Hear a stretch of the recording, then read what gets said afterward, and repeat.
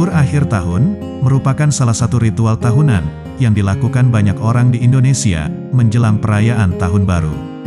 Pulang ke kampung halaman adalah hal yang tak pernah terlewatkan, apalagi sekarang telah tersambung jalan tol Trans Sumatera. Untuk kamu yang melewati jalan tol Trans Sumatera, sebaiknya mengetahui tempat-tempat istirahat atau rest area. Sebanyak 24 tempat istirahat atau rest area akan tersedia di jalan tol Trans Sumatera jelang libur Natal tahun 2020 dan Tahun Baru 2021. Ke-24 rest area tersebut tersebar di 5 ruas dari total 9 ruas jalan tol Trans Sumatera. Sepanjang 648 km yang telah beroperasi dan siap dilintasi masyarakat.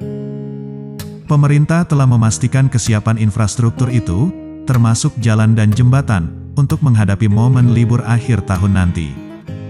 Nah, mau tahu rest area jalan tol mana saja, dan di kilometer mana terdapat rest area?